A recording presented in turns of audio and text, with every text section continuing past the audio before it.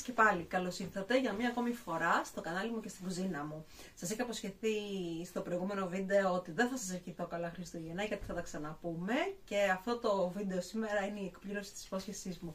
Η συνταγή που θα κάνουμε σήμερα μπορεί να μην θυμίζει και τόσο πολύ Χριστούγεννα, αλλά για μένα είναι απόλυτα συνδεδεμένη με τα Χριστούγεννα, γιατί είναι μια συνταγή που συνήθως την έκανα έτσι αυτές τις μέρες των γιορτών, όταν ήμουν στην Ελλάδα. Είναι μια συνταγή που επίσης δεν την έχω καταγεγραμμένη στο βιβλίο των συνταγών μου, και γι' αυτό ήταν και μια ξεχασμένη συνταγή μέχρι πρότινος. Έχω να τη φτιάξω πάρα πολλά χρόνια, είχα να τη φτιάξω πάρα πολλά χρόνια, μέχρι που μου τη θύμισε η φίλη μου η Κατερίνα, η οποία τη φτιάχνει ακόμα και σήμερα κάθε Χριστούγεννα. Οπότε μου τη θύμισε, την έχω φτιάξει κάποιες φορές από τότε, και σήμερα που θα την ξαναφτιάξω είπα γιατί όχι να το κάνω με ένα βίντεο και να είναι και μια διαφορετική πρόταση για εσάς. Είναι πολύ εύκολο να γίνει, πολύ γρήγορο επίσης, και πραγματικά αν επιλέξεις να κάνεις μπουφέ φέτος τα Χριστούγεννα θα δώσει μια διαφορετική νότα. Πάμε να ξεκινήσουμε, να σου δείξω υλικά, να δούμε πώς θα το κάνουμε και θα τα πούμε και στο τέλος. Λοιπόν, και θα χρειαστούμε κοτόπουλο, στήθος κοτόπουλο, το έχω κόψει σε κυβάκια, κονσέρβα ανανά, και τον ανανά και το σιρόπι τον κρατάμε, λίγο corn flour για να δέσουμε το σιρόπι, θα σας πω στη διαδικασία, λάδι, έχει κολλήσει και μια πιπερίτσα, λάδι, πολύχρωμες πιπεριές, εγώ έχω κόκκινη και πορτοκαλί, καρότο και κρεμμύδι. Αναλυτικά τα υλικά θα σας τα έχω από κάτω, αλάτι και πιπέρι. Θα ρίξουμε λάδι στο τηγάνι μας και μόλις κάψει θα βάλουμε το κοτόπουλάκι να τσιγαρίζεται. Ρίχνουμε και το κοτόπουλο μας τώρα.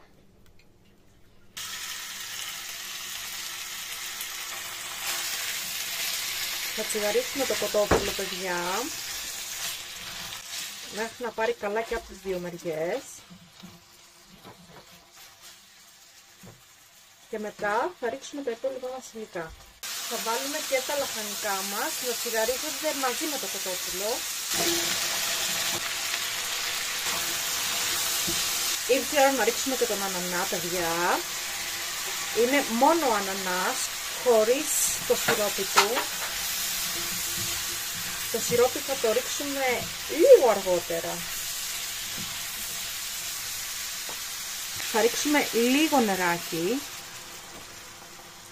Θα αφήσουμε λίγο το κοτόπουλο να βράσει και μετά θα προσθέσουμε το σιρόπι του ανανά. Στο μεταξύ στο σιρόπι του ανανά θα βάλουμε το corn flour και θα το ανακατέψουμε. Διαλυθεί καλά χρειάζεται, να μην έχει σβολάκια μέσα. Και αυτό θα το ρίξουμε ίσα ίσα 5 λεπτά πριν είναι έτοιμο το φαγητό μας. Τώρα που είναι σχεδόν έτοιμο, θέλει 5 λεπτάκια ακόμα να γίνει, θα ρίξω τον ανανά, το σιρόπι του ανανά δηλαδή, με το corn flour που έχουμε διαλύσει ήδη μέσα. Θα το ανακατέψουμε και θα το αφήσουμε έτσι να πάρει μια βράση ένα 5 λεπτό. Αν δούμε ότι χρειάζεται λίγο περισσότερο νεράκι, γιατί αμέσως έδεσε η σάλτσα, βλέπετε, θα προσθέσετε. Έχω ρίξει, παιδιά, και αλάτι σε κάποιο σημείο που δεν το έγραψα γιατί ξέχασα να το ρίξω αρχικά. Η σάλτσα μας θέλουμε να είναι λίγο πηχτή, να μην είναι αραιή. Πάω να φτιάξω και το συνοδευτικό και έρχομαι να το δούμε όλα μαζί. Σήμερα θα το σερβίρω με ρύζι. Και γιατί θα το σερβίρω με ρύζι? Είναι πάρα πολύ ωραίο και με noodles.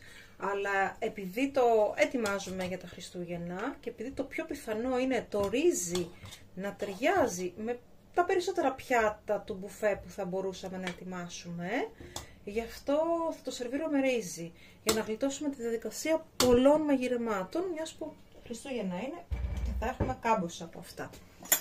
Λοιπόν,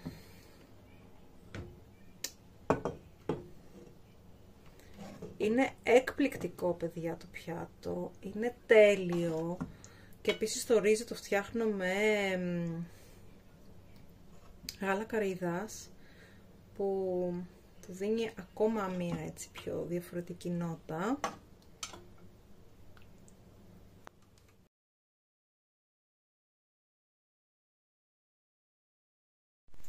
Αυτή ήταν λοιπόν και η συνταγή μας για σήμερα. Εύκολη, γρήγορη, χωρίς πολλά και ιδιαίτερα υλικά και πολύ σημαντικό, χωρίς να χρειαστεί να λερώσουμε πολλά σκεύη για να μαγειρέψουμε. Είναι πολύ ωραία ιδέα κατά την προσωπική μου γνώμη για ένα μπουφέ, αλλά και για να καθίσεις στο τραπέζι αν θες να προσφέρεις κάτι διαφορετικό. Ταιριάζει πάρα πολύ ωραία με ρύζι και επίσης ταιριάζει, όπως ήδη σας είπα και στο βίντεο, με noodles. Ελπίζω να τη φτιάξετε. Αφήστε μου τα σχόλιά σας αν σας άρεσε. Αφήστε μου σχόλια για το τι έχετε σκεφτεί να μαγειρέψετε τα Χριστούγεννα. Εγώ ήδη έχω αρχίσει και καταγράφω έτσι κάποιες σκέψεις γι' αυτό, γιατί είμαστε πολύ κοντά πια. Θα χαρώ να ακούσω έτσι και τις δικές σας απόψεις, προτάσεις για το χριστουγεννιάτικο τραπέζι. Αν σας άρεσε το βίντεό μου, ξέρετε τι πρέπει να κάνετε. Like, εγγραφή και στο κανάλι, πατήστε και το καμπανάκι να σας έρχονται ειδοποιήσεις στα κάθε βίντεο καινούριο που ανεβάζω. Και μέχρι την επόμενη φορά που θα σας ξαναδώ, δεν θα σας πω πάλι καλά Χριστούγεννα, γιατί σας ετοιμάζω ακόμα ένα βίντεο να σας ανεβάσω πριν τα Χριστούγεννα. Να είστε καλά και να προσέχετε τους εαυτούς σας. Bye.